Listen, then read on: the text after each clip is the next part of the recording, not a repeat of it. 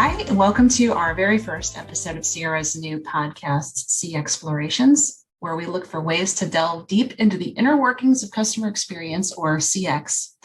And we talk about what really makes a difference to your customers and how you can meet and exceed their expectations at scale. I'm your host, Chris O'Brien, Customer Marketing Manager here at Cyara. And here is a thing you might not have been aware of. Each year, millions of Americans, and even more of us around the world, face the reality of living with a mental health condition or illness. The month of May has been named Mental Health Awareness Month by NAMI, the National Alliance on Mental Illness. And so on today's podcast, we're going to be exploring mental health and wellness in the workplace with insights from experts on the HR side and also from a leadership perspective when we have a chance to talk with Cyara's president, James Isaacs, a little later in the show. As we slowly exit the pandemic and struggle to regain some of our routines and the equilibrium that was all lost as we focused on our health, income, and families, for many of us, everyday stressors, such as just driving to work every morning, dropping the kids off at school, shopping for toilet paper, all became magnified by these new fears and uncertainties that went along with early pandemic in early 2020. According to research published by the Journal of the American Medical Association in September of last year, the prevalence of depression symptoms in adults was measured at 3 times higher than before the pandemic. So that's honestly pretty believable based on people that I've talked to, friends and family, my own experience. It's just been rough. So let me go ahead and jump right in with what we're going to talk about today. Joining me, fellow Cyarans who I think are very well qualified to speak on today's topic. And would you guys like to introduce yourselves? Jessica, do you want to introduce yourself? Yes, thank you. So I'm an HR manager here at Cyara. Our offices are located in Redwood City. And I do live here in the Bay Area, and I've been with the company for about 6 months now. I'll go next. So my name is Simone. I'm the Executive Assistant to Cyara's CEO, Alok, and I've been with Cyara for about 6 years, and I'm based here in Melbourne, Australia. Hi, my name's Ellie Hewen. I'm the People and Culture Advisor at Cyara, based in Melbourne, looking after Australia and APAC regions, and I have been with the business since March 2020. Hi, everyone. My name is Chase. I work on the marketing team here at Cyara, and I've been here about 5 months. Awesome. So talking about mental health, because we are we're trying to, in collaboration with NAMI, we are working on, bringing some awareness to mental health as an institution in the corporate world. Just because, I think that mental health gets a lot of awareness in general, but I'm not sure that we talk about it enough as a company or as a group of, business professionals. So, but I know that at Cyara, that's one of our biggest focuses is on wellness and health and making sure that our employees have the support they need to perform well and have a great culture. So that's why we've gathered this great group of ladies today, looking at mental health in the context of the business world, especially the tech industry. Has anyone noticed anything, or have you had any kind of observations of how the tech industry in general approaches mental health? Or is there a sense of what other companies in our space are doing? How are they handling that? So just from my experience, I think the size of the company probably plays a big factor in it. Previous to Cyara, I was also late stage startup as well. And while, we did, really the biggest focus that we had on mental, health and awareness was during open enrollment. And it was just once a year, but coming to Cyara, it's everywhere. It's all the time. Our CEO does meditation classes. Everybody's incredibly involved in empowering our employees for the betterment of not just each individual, but for the entire organization. So I do see that we treat it a lot with more emphasis. Yeah, I will say, and that's honestly one of the things that drew me to Cyara in the first place. I've only been here about 8 months now, since October. I can't do math. But yeah, when I was interviewing, that was one of the things that came up a lot, was not just the culture, but the fact that everyone was really focused on work-life balance and about making sure that you were always learning something new and always investing in yourself and always, kind of taking the space that you needed to separate from your workday so that you could come back to it and be recharged and creative.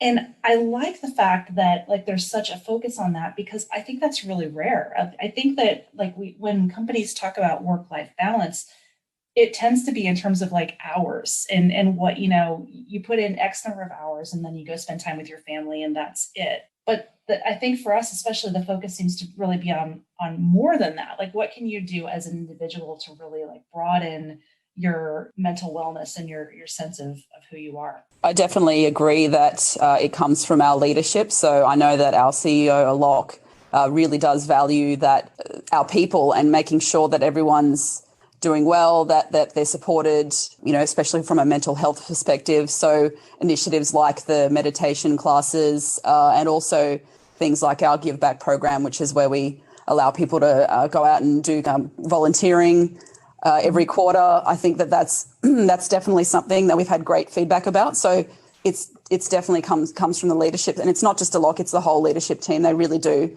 agree that it's all about our people, and they don't just say that, they actually back that up. And Simone, you've been with the company a while, like from the beginning, haven't you?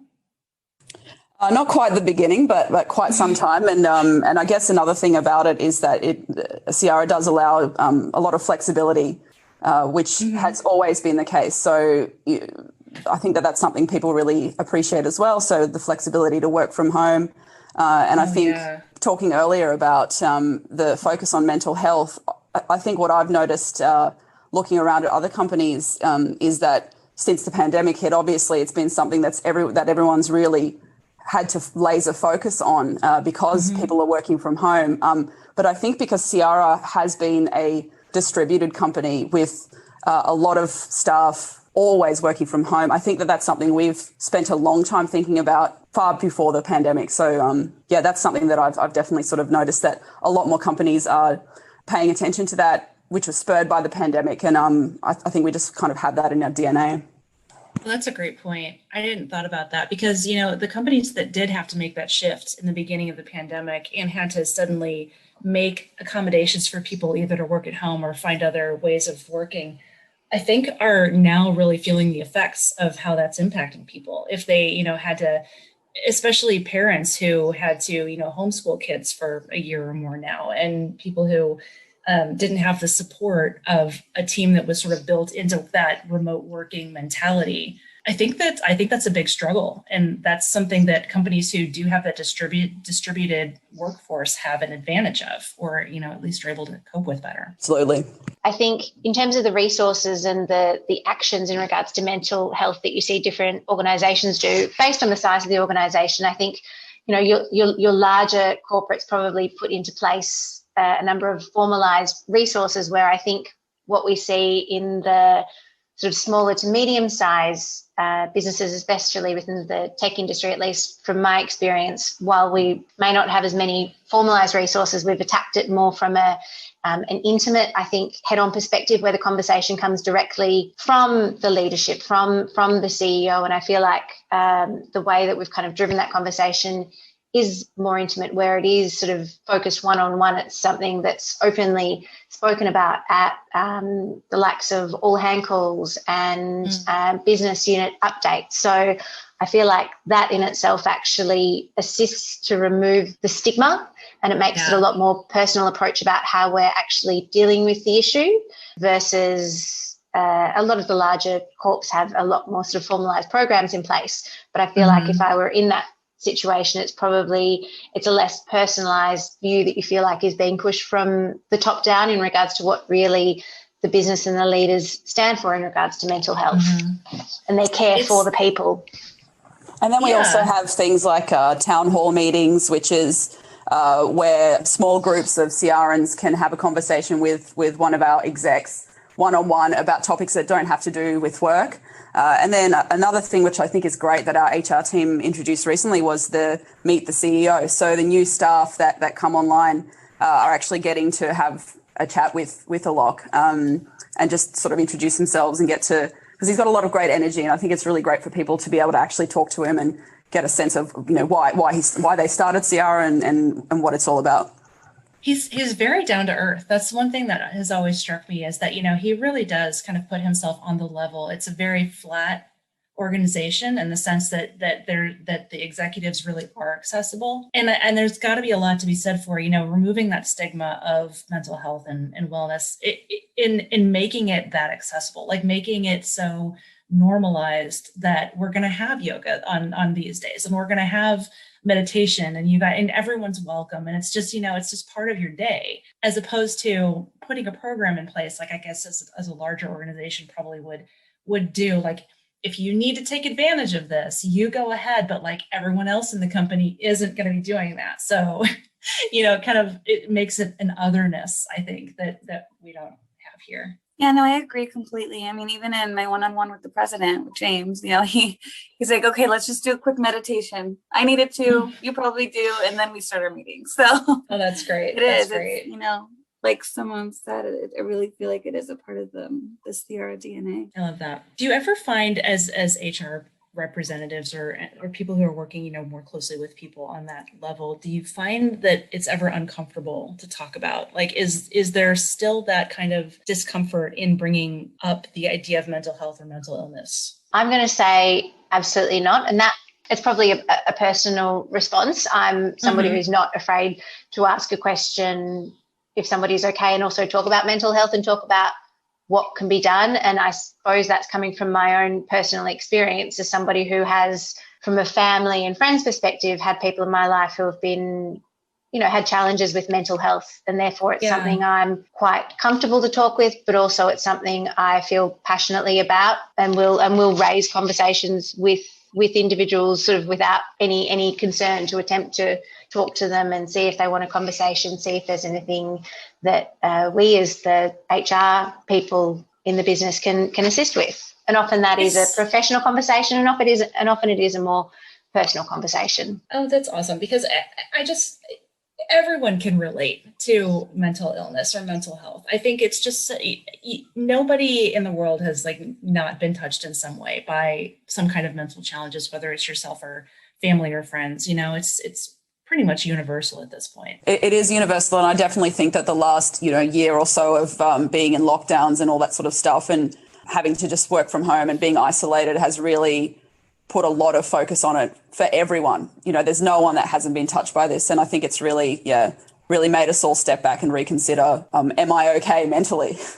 Yeah. What can I do here to help with that? And you can see that it's impacted everyone, and you can see that the business has really thought about it as well, and what they can do to help. There's a nice tie-in between this mental health month and the Are You OK Day that I think is more prevalent in Australia, and I think that the company as a whole took part in that last year, and I think plans to kind of roll that out globally this year. I think we just kind of have been doing more and more global initiatives like this that they only benefit everyone in the long run. Yeah. Did you want to talk a little bit about that? Well, so just to give some sort of context to it, Are You OK Day is an Australian not-for-profit awareness day. It's basically a suicide prevention awareness day.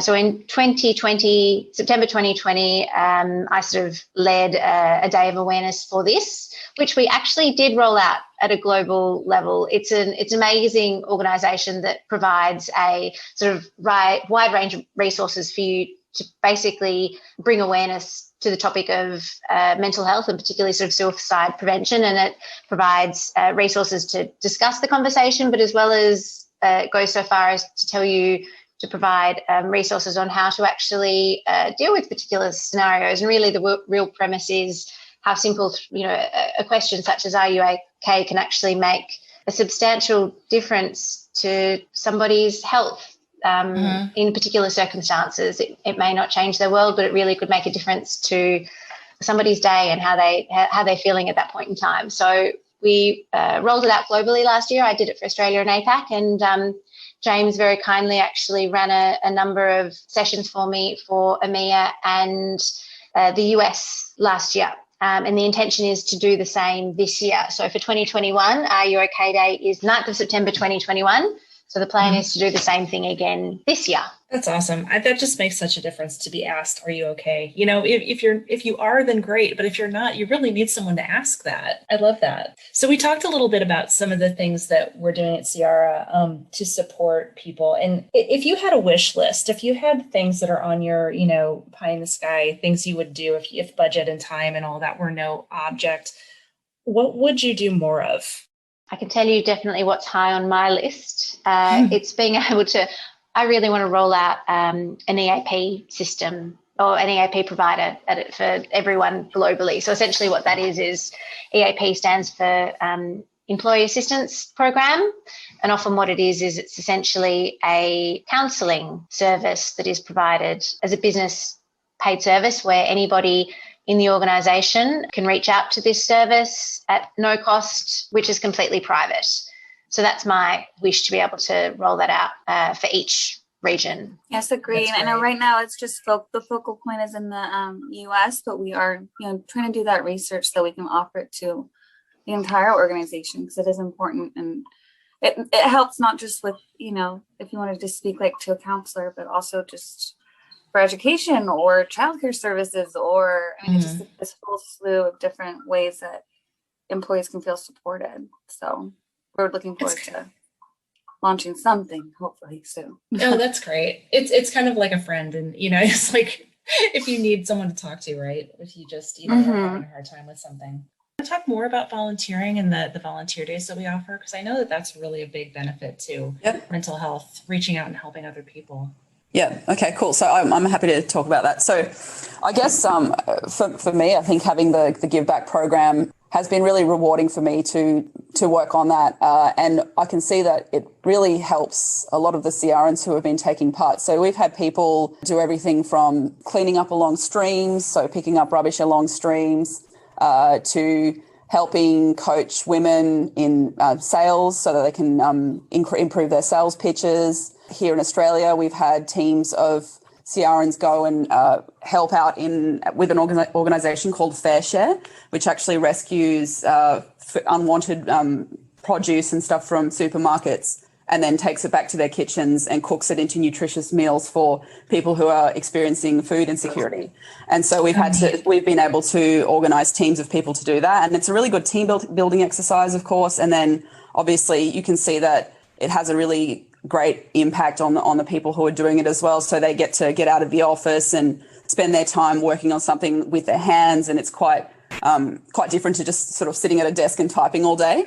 And it's just a nice mental break. We actually had one the other day that was with the same organisation, but instead it was a gardening shift. So we were helping, turn over garden beds and that sort of stuff. But we've tried to be careful of making sure that everyone has the opportunity no matter where they are. So whether it's team events here or in our other office locations or wherever, I think that we've found that people are really getting on board with it. And it's always a great experience for them, and they always have a great impact, I think. So that's something that we want to continue. And now that we're sort of seeing more opening up in various countries around the world, I'm hoping that we can try to get some more team events, in-person events done there as well. But it's a program I'm really proud of. I'm really happy that Alok and the executive are so behind it. And it was Alok's idea in the first place to do that. And I'm really glad that we have that opportunity here. Yeah, it's just like that whole bringing everyone together and doing something positive really does. I mean, it improves not just like the community around you, but it's good for your own like mental well-being too, I think. And every time I've participated in something like that, it's always been, it brings you closer to your team. But in a group where, we might not be in the same location as our team, it really is investing in yourself too. And, bringing that to your community is a good feeling. Yeah. And because we have Cyarans sort of distributed in so many places, I think, they're a part of so many communities. So we can sort of help in so many different communities. So I think that's another thing that I like about it. Absolutely. So another thing that is recent is that we've been trying to do more of is to bring people together in a after work or post business setting, so that we can have that team building in a way that's more organic and happens naturally, so that you get to know your teammates, even if it's over Zoom, and even if it's just having a conversation after work around a virtual water cooler. Jess, do you want to talk a little bit about the 5 to 9 program? Yeah, absolutely. And so the idea around the 5 to 9, everybody, has heard of 9 to 5, working 9 to 5. The idea here is it's the opposite, where in which you're going to be focusing on your team, building your team and the relationships that you have inside within the organization from 5 to 9. And then after that, you can focus on the tactical things. And so it's really just empowering your employees and thinking about the team, not just the individual, getting X, Y, and Z done immediately. So it's a really thoughtful approach to how you look at your workday. And so what we've done is we've actually done it so that each week we focus on a specific region. So if for the first region, it's the EMEA region, which is what I assisted managing from an HR perspective. We host a 1-hour session, whether it be bingo, categories, Yahtzee. I want to do like scavenger hunt, with our employees or something just super interactive and just kind of on the fly. But, it's great because even one of our VPs, we were playing bingo and he's like, I cannot believe I am playing bingo right now. And it's in the middle of the workday. Yeah, I know. It was nice. And so we've had a really great turnout. People really seem to enjoy it. And what I love about it, going back to, the region specific, we'll do the first week for EMEA, second week, we'll say it's India, third week, Australia, and then fourth week, we'll do the Americas. And so anyone across the world, across the globe, if they wanted to hop in on the India call, they can just say, hey, hi, I'm Jessica, and introduce themselves and build relationships, because we don't get to see these people, in person anymore. And they're really fun events too. Like they're really, casual and fun, and everyone's, I'm assuming, laughing and having a good time. And we're just really hitting the gamut, right? Of like, all the mental health things they say to do, like laughing is one, and, giving back to your community, taking mental breaks. So yeah, it's cool to see that. The first one we did was a 2 truths and a lie. And then I had people break out into different rooms. So that was fun. People really got to know each other. So were people pretty good at picking out what the lies were? Well, I broke them apart just so we weren't all on one call, because I had like 3 people per room. And so I was with one individual, so I couldn't really hop around and see what people were talking about, but we shared it afterwards. So awesome. It was fun. Yep. How fun is that? And then I guess another initiative that we're going to be launching this week, which I'm super excited about, because I think it's great. There's just so much that you can utilize from it, is ClassPass. And so all of our employees can use up to 30 credits to whatever they want, whether it be to go in person to a studio, if they want to do studio classes online, if they just want to have a one-on-one instructor. They do cryotherapy, massages. Depending on where you live, you can even get a discounted haircut. So even going to a salon makes you feel good. So I was like, wow, that's awesome. So we're going to be offering that as well. So that's super exciting. I gotta tell you, I'm so excited about that one because of the pandemic weight that I've put on over the last year. I need to do something. I need to get active again. And that's the motivation I need. We can officially announce that we're a best place to work. And I feel like all of the things that we've talked about, have really led into that culture. And I had a talk with James that we'll bring into this podcast too, that about cultures as a whole and how critical that is to facilitating a good place to work. So I'm really excited about that. I think that's a huge testament to just like everyone as an individual, what they bring to the company and, what they put into it. I think that's huge. Our Slack channels too, those are a ton of fun. I love those. Oh yeah, Slack channels. Yeah, Slack channels. Agree. So, starting the fur babies, I was really excited about that. So I get to everyone needs to share their pets. I think if you can like virtually bring your pets to work, like it's a good day. Sim does, right? I do. Yeah, I think it'd be great if we introduce like you have to like bring your pet and show them on camera like at the beginning of the meeting so that everyone can. I agree. I know. See your pet and say hello. Introduce your furry coworker, please. Exactly. And then the food channel. Oh my gosh, that one makes me hungry every time. I can't look at that one before dinner. Like certain times of the day, I have to just like walk away. It's too good. Yeah, there's something to be said for like an active Slack culture at work. Like companies that don't have Slack, it's just very sad because you don't communicate with your coworkers. Awesome. Well, you guys, I'm just going to say thank you so much for joining. This is really great. I really enjoyed hearing about everything that's on your mind about mental health, the things that we're doing at Cyara, and the things that, we can continue doing and building on that are just going to continue making that much more of an effect. And what I'd like to do next is build off of some of these points that Jessica, Ellie, and Simone made and hear from Cyara's president, James Isaacs, on a related topic. How does a business develop and then maintain and reinforce the kind of company-wide culture that promotes open and honest feedback, which is a critical component in the mental health big picture? First of all, Chris, thanks for putting this together and inviting me to make some comments today on this. I think we've just come through maybe one of the most extraordinary years in recent history, where almost the entire planet was locked down. We were asked to sequester ourselves in our homes. And for those of us who are used to going to an office every day, or perhaps a team getting together at least once a quarter face to face, had to abrupt that typical work pattern and instead be quite isolated at home. And so I think it made stresses around home life for those folks who have young kids, trying to balance, was effectively doing homeschooling, feeding the kids and doing work at the same time from home, and kind of erase those boundaries. And I just think the general fear and uncertainty that a global pandemic, engenders, when you add all that up, it's just, an incredible amount of personal stress. And so when you ask the question, why should a workplace care? If you hope to get any productivity out of your employees, for goodness sakes, then be thinking about their mental health, besides just the natural human concern of how are your employees doing? So I think the extraordinary year we've had, which created enormous, I would say, mental duress. I think we have to care about it. We have to ask the question, how are you doing today, and listen for the answer.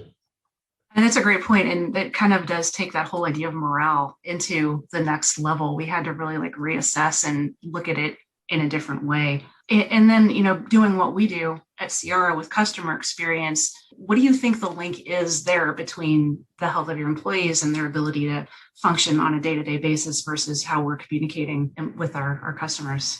So that's a good question. It's funny because Cyara, the bulk of our employees actually work out of their home office. We have a small headquarters, worldwide headquarters in Silicon Valley. We have our team in Australia, the engineering team, pretty much works out of the same building. But most of the rest of the employees work out of their home office anyway. So we have a culture that's built for remote work. And I would say because of that and some of the communication approaches we use, we have probably been more effective because we're used to working this way, active listening to each other, et cetera, et cetera. And I would say more effective, candidly, perhaps than some of our customers who are not used to working this way. So that's number one. I think to some extent then we're almost a lodestar for some of our customers. How do you operate when you're not used to be, walking down the hall and to get to somebody to get something done? We're quite good at it anyway. And I think to some extent for our customers, we might have been something of a shining example almost. I think the other thing that's interesting in our industry, the customer support function of our customers was stressed to the max. And when you look at some of our customers who closed their retail outlets, for example, and everybody was, calling in, and some of our financial and banking customers, everybody's calling in worried about, mortgage payments or this or that or the other thing. So, and then, just our health insurance and our healthcare customers, absolutely maxed out. And so I think our employees took a lot of satisfaction in making sure the customer experience machine on planet Earth keeps working in a dire time when people needed to reach out. I've even heard people talking about how they would call in customer service just to talk to a human at some points during that pandemic. I mean, I feel like I was at that point after a while. You just don't, all of your normal routines are gone and you don't have humans around you. Yeah, I mean, and culture is a big part of that too, because you mentioned the fact that we are mostly remote. And how do we maintain culture in a remote workplace? What are the things that you as a leader model and that you can bring to make sure that's a sticky thing that we have? So a lot of people think culture is kind of this airy fairy word that doesn't have what I would call hardcore operational business utility. It absolutely has hardcore business utility. Is that as important as thinking about return on investment, internal rate of return, return on equity, and all sort of financial principles. So culture is it's a term that invaded from anthropology and into business world, and it's the set of informal, unwritten rules and norms which control behavior, and it's how we operate and work with each other. And so I think the reason we've been able to maintain it is we talk about it a lot, and we have some simple memes we use in the workplace every day. For example, empty your thought balloon. Yeah, tell me about that, because that is such a Jamesism that everyone talks about. Is I'm going to empty my thought bubble right now. Where did that idea come from? And yeah, maybe a Jamesism, but it's a Cyaraism now. Yeah, Cyaraism. I think, the concept is that we sometimes hold back in a conversation, and we'll be thinking something and perhaps not share it. And I think particularly when you're utterly remote for a year, it's over a year now, can never be in the same room together for that offsite meeting or quarterly business review where you might all get in the same room. You really got to force people to share. And the other thing is just, are you operating from a fear place right now? Tell me your fears. Yeah, no, that makes sense. So we use, some techniques like that to get people to come out of their shell and to communicate and to let us know, let the rest of the team know, where are you? Just locate yourself. If you're operating from fear right now, you're operating from strength. Or are you holding something back? Usually people hold back. They're afraid of saying something that might upset the team. But the two things can happen then. Number one, they have some small fear or objection, which the rest of us can answer. Or number two, they're just holding back, and there's some great idea they have, but they feel afraid of saying it. You'd rather have to say it. So, I think a lot of what this says is that we have sought to keep what I would call the cultural principles, actively engaged during this, year-long sequester, and it's served us well. As it was announced today that we got Best Workplace, yes, magazine, which says something about the people and their view of working here. So I think that really that award was great to see, but I also, because of what it represents and the fact that companies who have that sort of are able to pull everything together in a way that makes it a cohesive, positive culture. And that's one of the things that I think we were recognized for, and that is something we all as a company are focused on because of the importance of how we have relationships with each other and the importance of that. One of the things that I was most drawn to about Cyara is the fact that, there's a lifelong learning aspect to everything we do, that people are naturally curious creatures, and facilitating and enabling and giving people opportunities to learn, whether it's work related or not, is really to that end, have you utilized your learning stipend this year? You know what? I took a portrait drawing class. Nice. And you think, well, this is totally not work related, right? But then you start to kind of get into the habit of doing something routinely, developing a skill, being creative about it. It really does open your mind to different things. Oh, totally. So what about you? Have you? I have, but just to comment on the portrait, it actually heightens your observational skills. Oh, that's a good point. And you become more acutely observational when you take a portrait class. Not that I'm a artist by any stretch of the very true though imagination, but I've noticed when I've been instructed in that, it actually made me more powerfully observational. I did expend the learning stipend. I took a class. I'm still in the class right now. It's a Stanford Continuing Studies class. It's kind of Life and Times of Martin Luther King, and it's taught by this guy, nice. Professor Claiborne Carson, who is the curator of the Martin Luther King papers. Coretta Scott King gave him all the papers. So he spent his life's work has been to do this. And so remarkable. And I think, just in light of the times, I sought to just kind of expand my knowledge. Hope it makes me better as a leader and a citizen to kind of learn some of the history of our country that needs to be learned and needs to be remembered. So it's been great. It's been a great class. Yeah. And like you, it's not exactly directly work related, but I've gotten a lot out of it. it definitely changes your perspective on things. It makes you look for things you might not have seen before, or, pick up on things you might not have seen.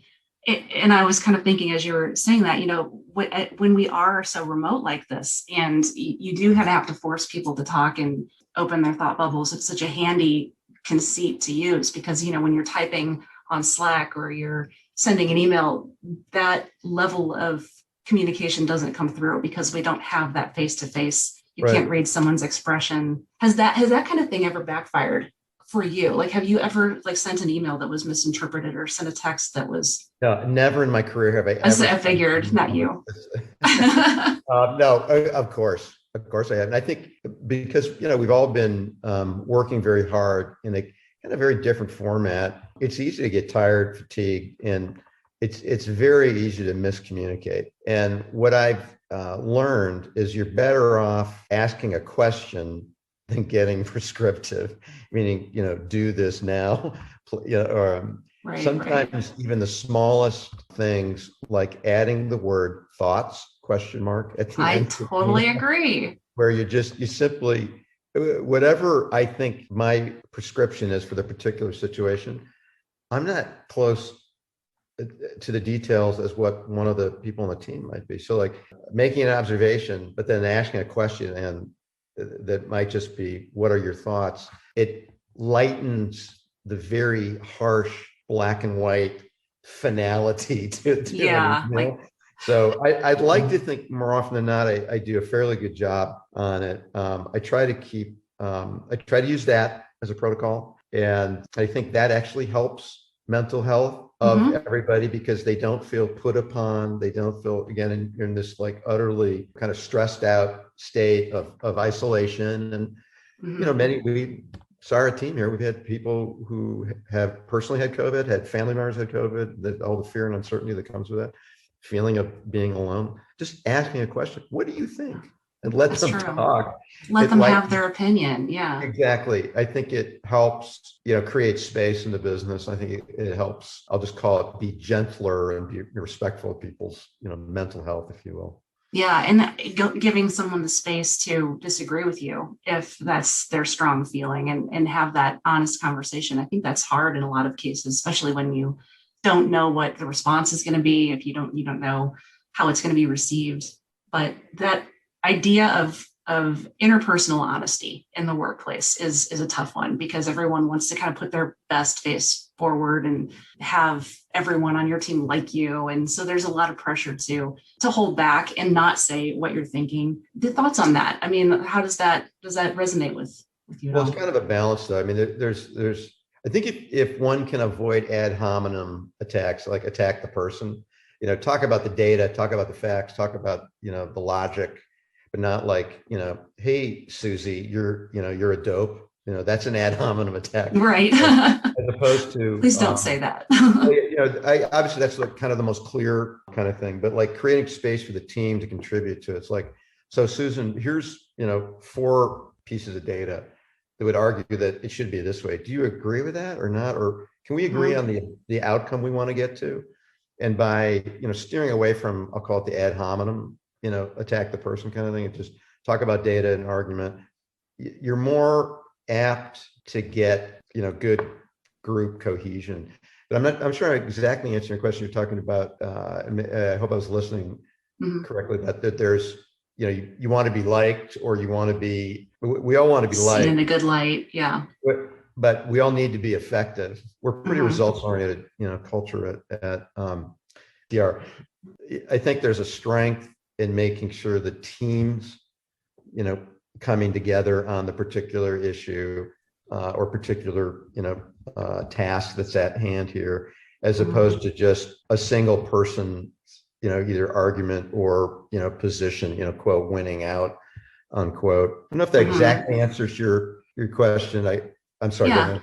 No, I think it did. I mean, because I think, and two, it also depends on the person's personality. I think a team is made up of types of people who are more likely to just come straight out and share their opinion versus people who might need to be encouraged a little more. No, totally. There's some personality and communication diagnostics that we did under the COVID times. We haven't done it in a little while, but it kind of identifies what's your communication style, what's your work style. Some people are very process oriented. They lead with it. That's their, their strong point, their playbook. That's where they go to.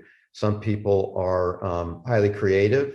And so they'll think of the brand new way to do something, almost the inverse of the process person who derives comfort from repeatability and predictability. And, there are people who are extremely decisive, action oriented, and feel most comfortable.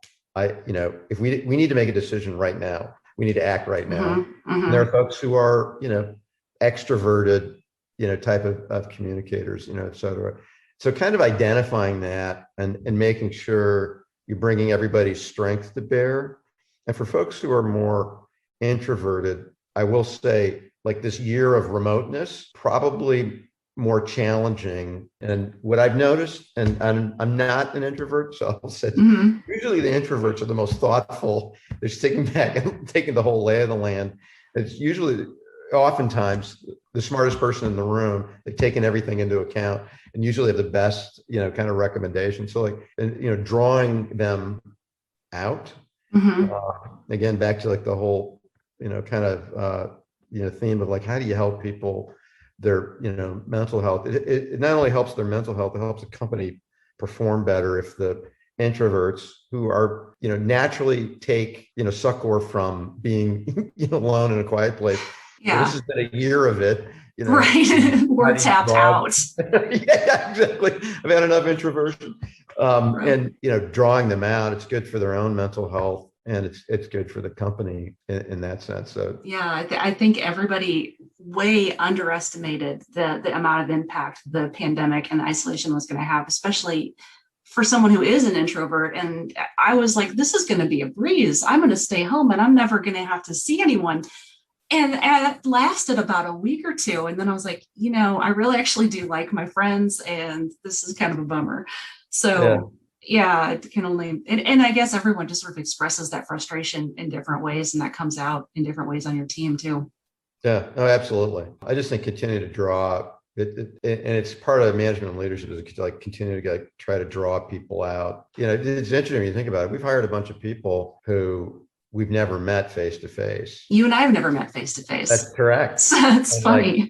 We've probably hired at least 30 people who we've never met, maybe slightly more, out of our total population of about 190 employees. So and in that sense, it's just shocking that it has gone as smoothly as it has. It's just, we have our typical onboarding and our, introductions. And I feel like I would recognize people in person just having known them on Zoom for the past however long it's been. So no, I hear you. It's like, and even, some people at leadership levels have not met. We have, our SVP of customer experience, Dennis Reno, only met 5 people in the company. Like, we interviewed him as COVID was like starting to hit. He's met face to face 5 people in the company. He manages, a large group. So that's crazy. Harry Gale, who we just hired to run, United Kingdom, none of us have met him face to face.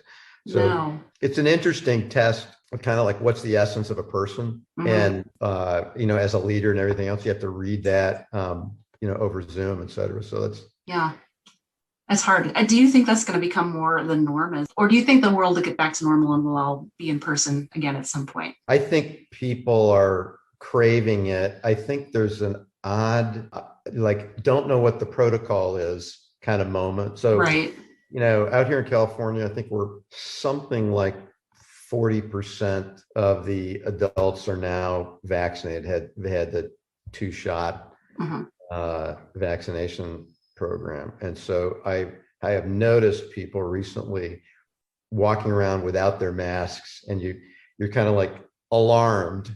You do like a double take, right? Yeah. Why are they doing that? And then I think we're going to get through this. I think people are going to be, hungry for, kind of natural, gatherings together, both in the workplace as well as social, and because we're social animals. I mean, we are absolutely pack animals. In evolutionary terms, we wandered around in groups of 100 to 150 people for 30,000 years before civilization actually came to be. And so I think we're going to be hungry for it. I do think this has, I will say, almost permanently altered though I think some ways of working together that I think is going to lessen some of the need for concentration and everybody in one building, big city, kind of thing. And there are companies that have been successful that never had an office. I can think of a couple, and almost as if they had, precociously anticipated with this pandemic. Yeah. I think you're going to see a permanent change of part of the workforce always like this, because there's talent everywhere. So I would say, yeah, for some component of it, the change is permanent. Yeah, it's really helpful to be able to draw from that broader pool of people if you have an open position. I mean, and it does make sense in a lot of cases. Like, why do you need someone to be physically in an office if they can work just as well from home? That is, I think it does take a company with a strong culture to be able to sustain that and keep those people who are working remote involved in the activities of the group as a whole. Yeah, no, it's absolutely the case. And like so I very much agree. I think, and some of the biggest tech companies are saying on a permanent basis, 10 or 20% of the workforce is going to be like this. And some of it's for practical reasons, that some of the big tech companies operate in, geographic locales that are expensive. And so building out more there, why do it? And they found that adaptationally, you absolutely can get there. So, and I think a lot of employees, now that they've experienced working remotely, for some people, it makes so much sense that they are looking for a permanent solution to that. That if they are, quote unquote, forced back into the office, they'll start looking for a place that they can work remotely. It's just, I think it really has tapped into something that people didn't even realize was possible, or that it was a need. Yeah. And I think it's actually for the good, because I think what it's going to do is put more of a premium on communication skills and the culture stuff we talked about, like, again, culture being a set of informal rules and norms which control behavior passed on through, oral tradition, and companies that create a culture of communication and active listening, real collaboration on, meeting this way are going to do well. And I think people who can, I think it's going to put a premium also on, companies. I'm just going to say, putting the extra mile and like reaching out, to employees and making sure that they are, healthy, physically healthy, mentally healthy, ready to come to the team. And that if you can't see them in person every day and you're on video like this, are you reading people right? Right. The company that encourages a culture like that, folks who can communicate that way, are going to be, successful in this kind of new world. This just occurred to me as you were describing communication skills, and I wonder what the impact of that focus and improvement in communication is on the customer service industry. Do you see a connection between us getting better at having Zoom calls and communicating over text translated into how people are helping customers? Well, it's interesting, just on the video piece. So a couple companies, meaning using video in, customer service. There were a couple companies that tried it and then backed away from it. It's because the market wasn't ready. And there were advisory types of services from some big companies, and people didn't want to, show their living room. They didn't want to, perhaps, they hair wasn't done that day or whatever else. So the consumers didn't want to do it, weren't ready for it. 5-10 years ago, the video, just the infrastructure on, video communications was not as well developed as it today. And so I think you're going to see more of that from actual consumers, and wanting to see the customer support rep and bandwidths become, highly prolific. We've all, been living in Zoom space here for a while. So I think you'll see more of that. I think it's become more intuitive too. I think the seamlessness of just having a phone call along with video is something, even just in the past year, I would never have, picked up a phone and been on video and without thinking, like overthinking it, like, is my living room in the scene? Or, my daughter has her, she'll call me, but she'll call me on video call. And it's, she doesn't just use voice. Like that's weird to her.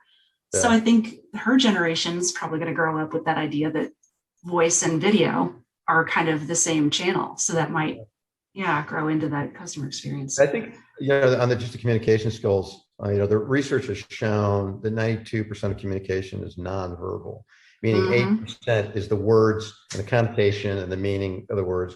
The other 92% is nonverbal. It's body language, gesticulations, micro momentary facial expressions. It's all that, And so the planet got tuned up on that 92% on video and there's a lot of body language you can't read if you're not in the same room together and all that stuff.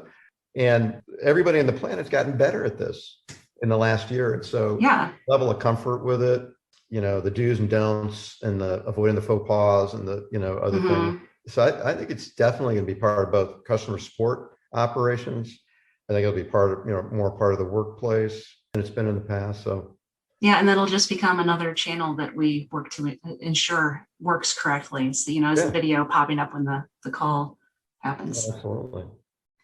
James, thank you so much for joining me. This was really fascinating and really great to hear your thoughts on such an important topic. And to everyone listening, thank you for joining us on this episode of Cyara CXplorations. We hope you'll join us back for our next episode. And in the meantime, we'd love it if you would be willing to empty your own thought bubbles and let us know what you thought about today's show. See you next time.